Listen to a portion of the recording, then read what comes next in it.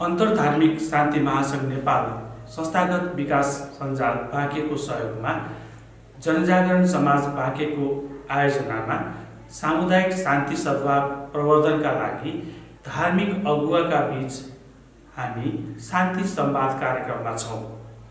आज हामीसँग विभिन्न धर्मका धार्मिक अगुवा तथा सामाजिक अगुवाहरू यस कार्यक्रममा सहभागी हुनुहुन्छ।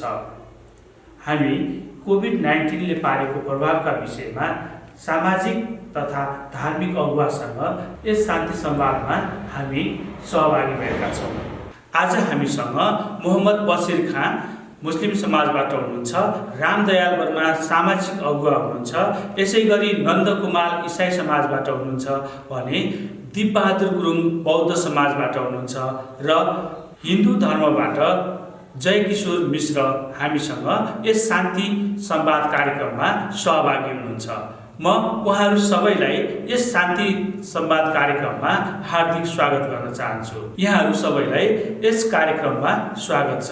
कोभिड-19 को अवस्थामा चाहिँ हामीले एकदमै यो हामीले चर्च नै बन्द गर्नुपर्ने अवस्था आयो। चर्चको ढोकाहरू नै बन्द भयो। कतिजना प्रार्थना गर्नको लागि हाम्रो मण्डलीमा चर्चमा आउने व्यक्तिहरू पनि प्रार्थनामा आउनु भएको अवस्थामा पनि हामीले उहाँलाई फर्काउन बाध्य भयौँ। र यस्तो अवस्थामा चाहिँ हामीले घरमै बसेर आफ्नै घर परिवारसँगै मात्रै रहेर उहाँहरूलाई चाहिँ परमेश्वरसँग प्रार्थना गर्ने, आराधना गर्ने वातावरणको व्यवस्था अथवा त्यो सरसल्लाह दिने कुराहरू गऱ्यौँ। र यो सन्दर्भमा चाहिँ हामीले अहिलेको यो टेक्नोलोजी समयमा चाहिँ अनलाइनबाट पनि बरु भेट्ने कि होइन अनलाइनबाट नै उहाँहरूलाई परामर्श सरसल्लाह दिने एउटा क्रिस्चियनले यो समाजमा कसरी एउटा असल जीवन जिउन सक्छ भन्ने कुराहरूको बारेमा पनि हामीले त्यो काम चाहिँ गरिराखेका छौँ। र खास गरेर अहिले कोभिड-19 होइन जुनसुकै उमेर, जुनसुकै वर्ग, लिङ्ग अथवा धर्म मान्ने मान्छेहरूलाई पनि यो लाग्न सक्ने एउटा अवस्था भएको कारणले होइन हामी आफै पनि असुरक्षित महसुस गर्छौँ र कोही बाहिरबाट आउने मानिसहरूसँग पनि घुलमिल हुँदा असुरक्षित हुने भएको कारणले हामीले एकदमै यो अवस्था गऱ्यौँ। र यो लकडाउनभित्र थुप्रै हाम्रो चर्चको जवानहरूको पनि विवाहको कुराहरू थियो, हामीले त्यो पनि गर्न सकेनौँ यो कोभिडको कारणले होइन। विवाहको अथवा त्यो भिडभाडमा मान्छेहरू बढी हुने भएको कारणले त्यस्तो अवस्थालाई कति हामीले धार्मिक शिक्षाहरू दिने सन्दर्भमा पनि त्यो कुराहरूलाई पनि हामीले कटौती गर्नु पर्यो। यसको साथसाथै अहिले समाजमा चाहिँ हामी रहे त समाज रहने हो भन्ने एउटा हाम्रो मनसा भएको कारणले हामीले हाम्रो मानिसहरूलाई हामीले भेट्नुपर्ने ठाउँमा अथवा त्यो कुराहरू गर्न नसकेर उहाँलाई चाहिँ आफ्नै ठाउँमा पाइक पर्ने होइन ठाउँमा आफ्नै परिवारसँगै मात्रै बसेर गर्नको लागि उहाँलाई चाहिँ अनुरोध गरेका छौँ। र यसका साथसाथै मण्डलीले समाजमा गर्ने होइन कसरी कोभिडबाट बच्न सकिन्छ भनेर हाम्रो इसाई मित्रहरूलाई मात्रै नभएर पनि समाजमा रहेका जुनसुकै धर्म मान्ने, जुनसुकै धर्मप्रति आस्था गर्ने होइन व्यक्तिहरू, हाम्रो छिमेकमा रहेका होइन समाजमा रहेका मानिसहरूलाई पनि यसबारेमा चाहिँ हामीले जानकारी दियौँ। उहाँहरूसँग पनि यो विषयमा चाहिँ हामीले कुराकानी गरिरहेका छौँ। र होइन सकेसम्म बाहिर ननिस्किन, अनि यदि निस्किहाल्यो भने पनि होइन मास्कको अनि सेनिटाइजरको प्रयोग गर्न एकदमै सरसल्लाह दियौँ। यसरी चाहिँ हामीले त्यो समाजमा रहेका हामी जुन ठाउँमा छौँ, जुन समाजमा छौँ, त्यो ठाउँमा रहेका समुदायको लागि हामीले सक्ने कामहरू, परिश्रमहरू त्यो कोभिडबाट बचाउनको लागि गर्ने कुराहरू चाहिँ हामीले गरिरहेका छौँ। समाजसेवी रामदयाल वर्मा हुनुहुन्छ। यो कोभिड महामारीबाट जोगिनलाई यहाँले समाजमा कस्तो खालको भूमिका खेल्नुभयो र साथसाथै समाजमा कस्ता खालका चुनौतीहरू पनि आए? हाम्रो समाज त विभिन्न जाति, धर्म, वर्ण मिलेर बनेको समाज छ।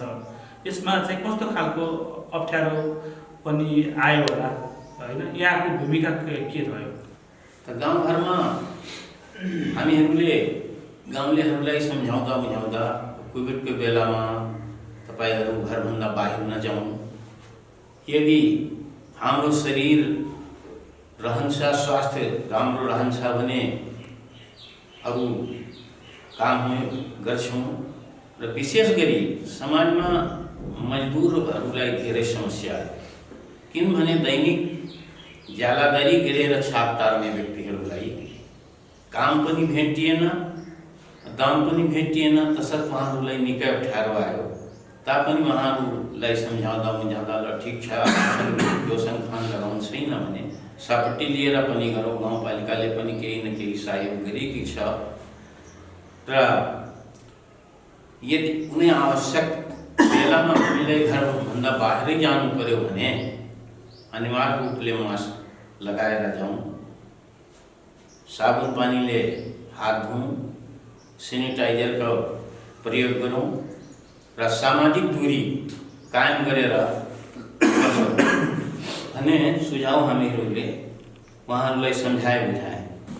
अब यसै गरी हामीसँग मुस्लिम समुदायको प्रतिनिधित्व गर्दै मोहम्मद बसिर खाँ हुनुहुन्छ।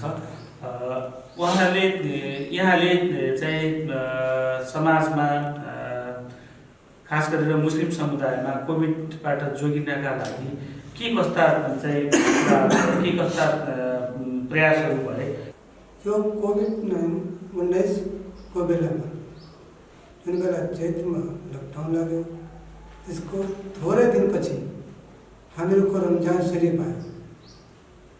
रमजान शरीफमा हामीहरूले कानुनको पालना पनि गर्न लगायौँ, साथै नमाज मस्जिदमा 5 जनाभन्दा बढी तरावी नपढ्ने, नमाज 5 वक्तमा भगवान अल्लाह ताला से दुआ माग्ने, हामी समस्त नेपाली साथै विश्वका मान्छेलाई यो चाँडै यो रोगबाट मुक्ति मिलोस् र गाउँमा कोही मान्छे होइन हामी त तरावी पढ्नै जान्छौँ भने होइन, तपाईँ गाउँ टोलमा 5 घरको एक जना आफ्नै घरमा नमाज पढ, अनि नमाज पढ्न जाँदा पनि मास्क लगाऊ, नमाज मस्जिदमा पढेर आउँदा घरमा साबुन पानीले हात धो, सकेसम्म त्यहाँ 4-5 जना मान्छे जान्छन् भने त्यो कपडा पनि फेर, अनि बिहान बेलुका साबुन पानीले हात पनि धो र त्यति बेला त्यसपछि हाम्रो ईद आयो। ईदमा हामी आफ्नो इष्टमित्र नाता गोतापनीलाई घरमा बोलाएनौँ, किनभने हामी बाँच्छौँ भने आउँदो वर्ष पनि आउँछ, त्यति बेला राम्रोसँग मनाउँला। त्यति हुँदा गाउँमा तपाईँको आयो दुर्गा पूजा, दसैँ। मेरो गाउँमा मुस्लिम र हिन्दू समुदाय दुवैजना बराबर छ, दुवै धर्ममा।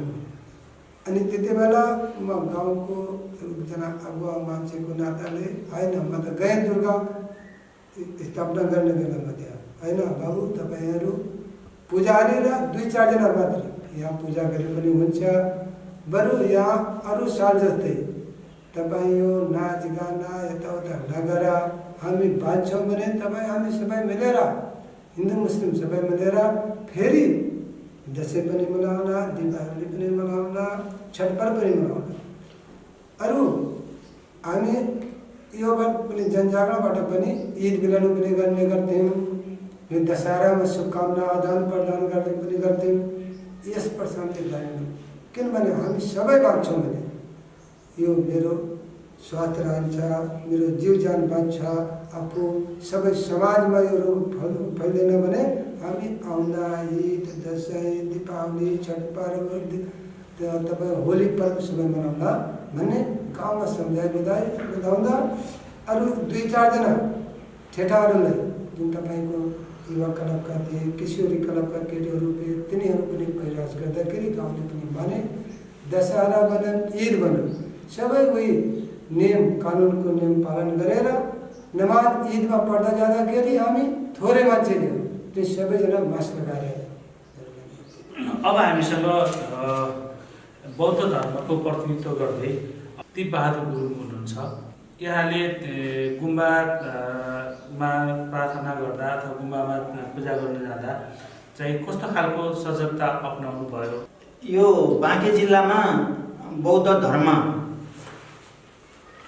लागि मात्र एउटै गुम्बा नेपालगञ्जमा सीमित छ र स्थानीय स्तरहरूमा गुम्बाहरू निर्माण भएको छैन। त्यस कारणले कुनै पनि कामहरू, हाम्रो शुभ कार्यहरू, कुनै पनि पूजाआजा गर्नुपर्दा हामी नेपालगञ्ज गुम्बामै धाउनुपर्ने भएको हुनाले जब कोभिड-19ले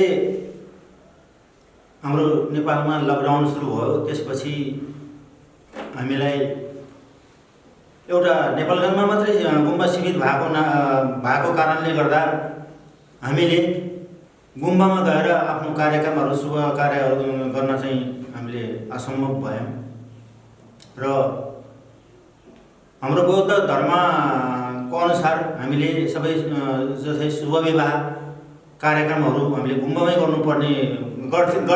तर चाहिँ अब यो लकडाउन पछि हामीलाई त्यो सहज परिस्थिति भएन र हामीले आफ्नै स्थानीय स्तरमा गाउँ घरमै आफ्नो आजा पूजा र शुभ कार्यहरू सामाजिक दूरीलाई कायम राखेर र जुन कोभिड-19 को गर्नुपर्ने विधिहरू छन् तिनलाई मध्यनजरमा राखेर हामीले कार्यक्रमहरू गऱ्यौँ र त्यसको अलावा अरू पनि धर्म प्रति आस्था राख्ने धर्मावलम्बीहरूसँग पनि हामी एक आपसमा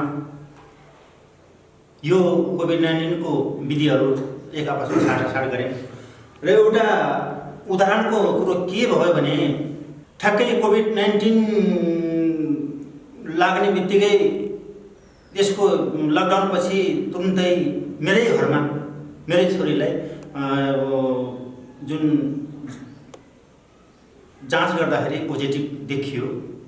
यो एउटा समाजमा एउटा त्यो ठाउँमा त्यो गाउँमा एउटा उदाहरण पनि भयो, किनभने मेरो छोरीलाई तुरुन्तै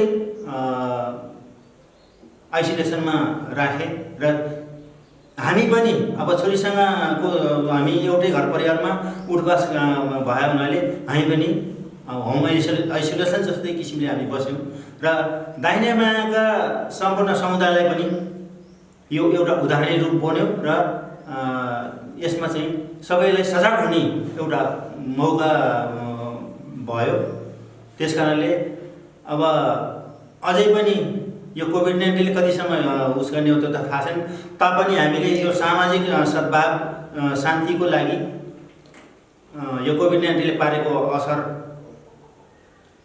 अब न्यूनीकरण गर्दै आफू पनि बचौँ र अरूलाई पनि बचाउँ भन्ने एउटा मूल हाम्रो चाहिँ गाउँ समाज सुधार समिति भन्ने एउटा समिति तयार छ। त्यसले हामी एक आपसमा दूरी कायम गरेर आफ्नो कार्यहरू गर्ने भनेर सबैमा चेतनामूलक कार्यहरू हामीले गर्दै आएका छौँ।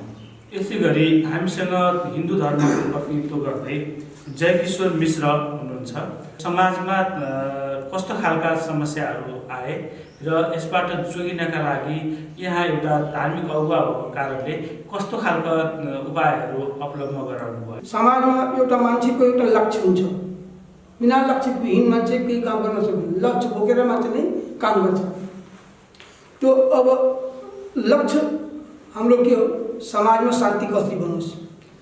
अब समाजमा शान्ति बनाउनको लागि या त समाज भेला गर्नु पर्यो, तो यो समय समाज भेला गर्ने समय छैन। घर घरमा गएर एक आपसको दूरी बनाएर अनि समाजमा हामीलाई सम्झाउनु पर्यो। मन्दिरमा जाँदाखेरि पूजा गर्दाखेरि जस्तै हाम्रो नवरात्र आयो, दसैँ आयो, अनि धेरै चाडपर्व छठ पर्व पनि आयो। तर दसैँ र भाइटिका अनि दुर्गा पूजा त्यति बेला हामीले के भनिन्छ कि तपाईहरु आउनुस्, आरामले पूजा गर्नुस्, तर धेरै भिड नहुनु, जम्मा 20-25 जनाको संख्या, अनि लगभग 2.5-3 मिटरको दूरी बनाएर बसौँ। मास्क लगाएर अनि हामी नुहाई धोइकन कपडा फेरिकन यताउता गएको बेलामा कपडा पनि फेर्नुपर्छ। हामीले आफ्नो लुगा कपडा धोएको कपडा लगाउनु पर्यो, दूरी बनाउनु पर्यो, हात धुनु पर्यो र आपसमा साटासाट नभइकन कम्तीमा 2 मिटरको दूरी बनाएर हामी बसौँ। अनि बसेपछि हामी जुन कुनै कार्यक्रम गरौँ, धार्मिक कार्यक्रम होस्, समाजमा कसरी परिवर्तन हुन्छ, समाजमा हामी एक अर्काको धर्म कसरी मनाउँछौँ, कसरी मान्ने, एक अर्काको कुरामा कसरी सहभागी हुने, हिन्दू हो या मुसलमान हो या सिख हो या पारसी हो, सबै एउटै धर्म, मानव धर्म हो। संसारमा धर्म मानव विरुद्ध धर्म कुनै छैन, सबभन्दा मानव धर्म। त हामीले के गर्यौँ सर, सबभन्दा समाजमा ल पूजा मनाऊँ, दसैँ मनाऊँ, टीका लगाऊँ। तर टीका लगाउने बेलामा मास्क अवश्य लगाऊँ। घरबाट टाढा गएपछि आएर घरमा हात धुने, लगाएको लुगा स्याङ हामी फेर्ने या घाममा सुकाउने, 2-3 दिन सुकाएपछि मात्र लगाउने कुरा मैले गाउँमा आफ्नो समाजमा पूजा गर्ने बेलामा अनि गाउँको घर घर गएर सबलाई सिकाएँ। तर अनेक परिस्थितिहरू होइन यस्तो हुँदैन महाराज, यो त अफवाह हो, संसारमा केही छैन, रुगा साधारण रुगा खोकी हो, अरू केही छैन। मैले भने होइन यस्तो होइन। हेर्नुहोस् विदेशमा, अमेरिकामा, इटलीमा हरेक जग्गा कति मान्छे मरिसके। एक अर्काबाट प्रेम भावनाले हेर्नु पर्यो। रोग लागेको मान्छेलाई देश नराखौँ। अब भनौँ कसैलाई लागिसकेछ कोरोना भने उसित घृणा नगरौँ, घृणा गरेर हुँदैन। हाम्रो कुनै पनि धर्मले सिकाएको छैन कि हामी एक अर्काको हिसाब दोष बोकेर हिँडौँ। मैले गुरुलाई यहाँनिर रोकेँ। हामीले कोभिडको बेलामा पूजा चलाउँदाखेरि होइन, पूजा जस्तो दुर्गा पूजा गर्न पाउनु पर्यो। दुर्गा पूजा राख्दाखेरि धुमधामसँग के अरे राख्ने, भजन कीर्तन हुने हुन्थ्यो होइन। मन्दिरहरूमा के अरे दिनै के अरे जाने हुन्थ्यो। त्यो अवस्थामा मन्दिरहरू चाहिँ को अवस्था के रह्यो र दुर्गा पूजामा चाहिँ जाँदाखेरि जसै गरी मस्जिदहरू बन्द भए, चर्चहरू बन्द भए, गुम्बाहरूमा पनि जान सक्ने अवस्था रहेन। त्यो अवस्थामा हाम्रा मन्दिरहरू कस्तो रह्यो, बन्द भयो कि भएन? हेर्नुहोस् त्यो अवस्थामा अब कोभिड लागिसकेपछि हामी सुन्यौँ अनि मन्दिरमा पुजारी मात्रै जाने, मन्दिर बन्द गरिदिए हामी। मन्दिर बन्द गरे हामी। मन्दिर बन्द गरिसकेपछि बिस्तारै बिस्तारै मन्दिरमा मान्छे नमान्ने बेलामा होइन जाम गरौँ अनि दूरी बनाएर लगभग 20-25 जनाको सङ्ख्यामा जाऊँ पूजा गरेर। जस्तै दुर्गा पूजामा यस्तै माघेश्वरी मन्दिर पनि बन्द भयो। अझैसम्म त्यो राम्रो खुलाएको छैन, त्यो राम्रो खुलाएको छैन। त्यस्तै गाउँमा मन्दिर पनि अझैसम्म खुलाएका छैन। मन्दिरमा पुजारी मात्र जान्छ। अरू पूजा गरिसकेपछि जसले पूजा गर्नु छ पुजारी गइसकेपछि पूजा गरिसकेपछि एक व्यक्ति गरेर पूजा गर्न जान्छ। त्यस्तो भइरहेको छ। त्यही समाजमा मैले पनि सम्झाएँ कि हेर्नुहोस् भिडभाड नगरौँ, मन्दिरमा जाउँ, पूजा गरौँ, तर एक आपसको दूरी बनाएर अनि एक अन्तरालको बिचमा जाउँ हामी। त्यहाँ एउटा गइसकेपछि अर्को मात्रै जाने त्यहाँ। त्यस्तो पनि हामीले गऱ्यौँ। यस्तै अझै पनि चलिरहेछ। अझै पनि त्यही सिस्टम छ। गुरुबार बिहान पूजा गर्छ, साँझ पूजा गर्छ अनि पछि दर्शन गर्ने दर्शालुहरू पनि जान्छन्, दर्शन गर्छन्। दर्शन गरिसकेपछि तिनीहरू पनि निस्कन्छन्। अझै पनि मूर्ति पूजा दुर्गा हो। दुर्गा पूजामा लगभग धेरै उल्लास पनि भएन, धेरै भेला पनि भएन। तर गाउँमा अलि त मनाइयो। सहर बजारमा अहिले मेला पनि मनाइएन। धेरै मेला पनि लाग्थ्यो पहिला, अहिले मेला पनि लागेको छैन, केही पनि भएको छैन। अब जबसम्म यो रोगको निरूपण हुँदैन तबसम्म यस्तै चलिरहन्छ। यही समाजमा मैले सम्झाएँ। आज समाजका व्यक्तिहरू प्रत्येक मानिरहेछन्। आफ्नो आफ्नो धर्मको अनुसार पूजा विष्ठा पनि भइरहेछ। तर त्यति पूजा राम्रोसित भएको छैन। पहिला जस्तो भिडभाड भएर अहिले समाजमा प्रत्येक समाजको मान्छे सम्झिसकेछन् कि रोग छ। यो कोभिडको रोगले गर्दा हामीलाई वास्तविक दूरी बनाएर अनि भिडभाड नगरिकन पूजा स्थलमा जाने त्यस्तो भइसकेको छ हाम्रो समाजमा। जनजागरण समाज खजुराले चाहिँ सहकार्य गरेको छ र अहिले हामी समाजमा शान्ति स्थापना कसरी भइरहेको छ भन्ने विषयमा धार्मिक अगुवा र सामाजिक अगुवासँग छलफलमा छौँ। र म फेरि चाहिँ नन्दजीलाई जोड्न चाहेँ। अहिले अब कोभिडको प्रकोप चाहिँ यथावतै छ। तर पनि हाम्रा विभिन्न धार्मिक कार्यहरू, सांस्कृतिक कार्यहरू चाहिँ के अरे रोकिएका छन्, ठप्प परेका छन्। एक त विश्व नै कोभिडले ठप्प पारेको अवस्था छ। यो अवस्थामा अब समाजलाई चाहिँ एकत्रित पार्नका लागि, समाजलाई चाहिँ जोड्नका लागि चाहिँ इसाई धर्मले चाहिँ के गर्छ? यो कोभिड-19ले गरेको असर त अहिले हामीले प्रत्यक्ष रूपमा देखिरहेका छौँ।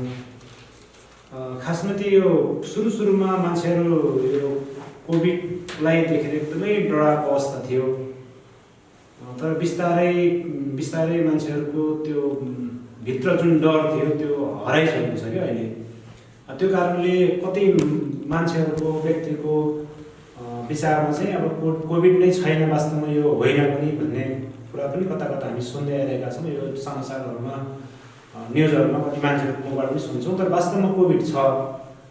यसलाई चाहिँ न्यूनीकरण गर्न, हामी सुरक्षित रहनको लागि हामीले धेरै अझै कामहरू गर्नुपर्ने हुन्छ होइन। अहिले यो मान्छेको मनमा त्यो डर हटेको कारणले कोभिड छैन भन्छ, तर वास्तवमा छ।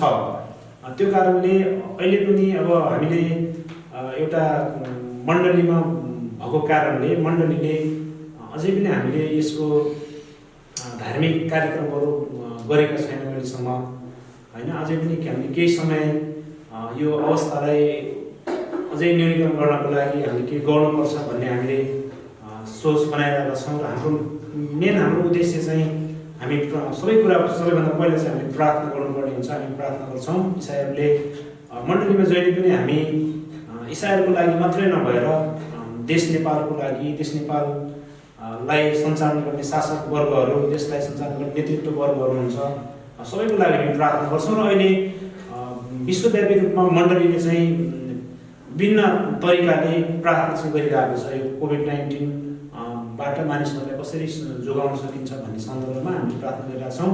अब समाजले कस्तो खालको भूमिका खेल्नु पर्ला ताकि समाजमा धार्मिक, सांस्कृतिक र साथसाथै सामाजिक मूल्य मान्यता पनि कायम होस् र समाज एकजुट होस्?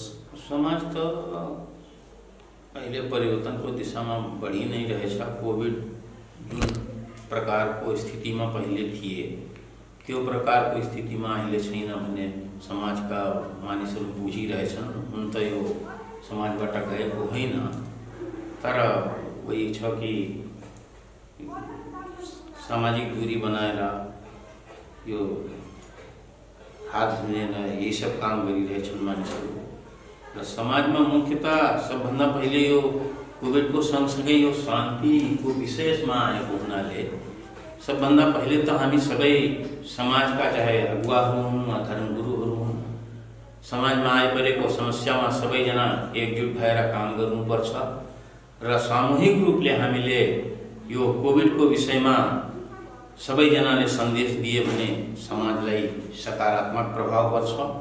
यसै गरी मुस्लिम धार्मिक अगुवा मौलाना साहब हुनुहुन्छ, बसिर खान, अब समाजलाई कसरी अगाडि बढाउनु पर्ला? अब समाजमा अगाडि बढाउनलाई एक अर्काको सम्मान गर्नुपर्छ। सम्मान गरे सम्मान पाइन्छ। समाजमा तपाईँको सद्भाव बढाउनुपर्छ। सद्भाव जब बढ्छ जब हामी एक अर्काको सम्मान गर्छौँ। म भन्ने बिर्सन्छौँ, हामी भन्न सिक्छौँ। त्यति बेला समाजमा सद्भाव बढ्छ र समाज अगाडि बढ्छ। हामी एकजुट भएर जो काम पनि गर्छौँ त्यो अवश्य नै सफल हुन्छ। जस्तै कोभिड-19को बारेमा पनि हामी गाउँघरमा सचेतना कार्यक्रम गर्छौँ, बढाउँछौँ भने मिलेर मात्र हो।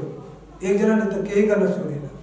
त्यही भएर अब समाजलाई अगाडि बढाउनलाई एक अर्काको सम्मान र आपसी सद्भाव, मेलमिलाप बढाउनुपर्छ।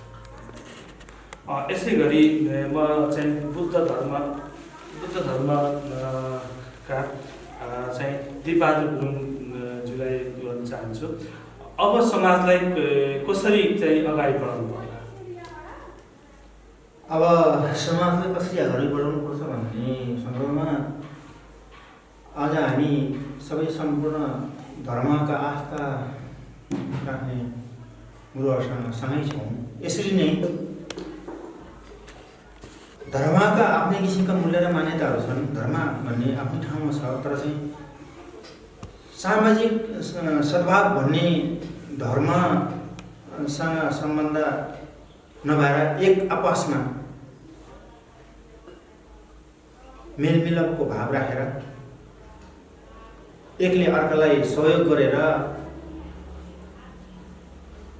सामाजिक सद्भाव शान्ति कायम गर्न सकिन्छ। जस्तै धर्म भनेको एउटा मानवलाई सही बाटोमा डोर्ने, अनुशासनमा राख्ने एउटा नियम हो। त्यो सबै धर्मका आफ्नै किसिमले मान्ने बाटो छ, आफ्नै तरिकाले छ। तर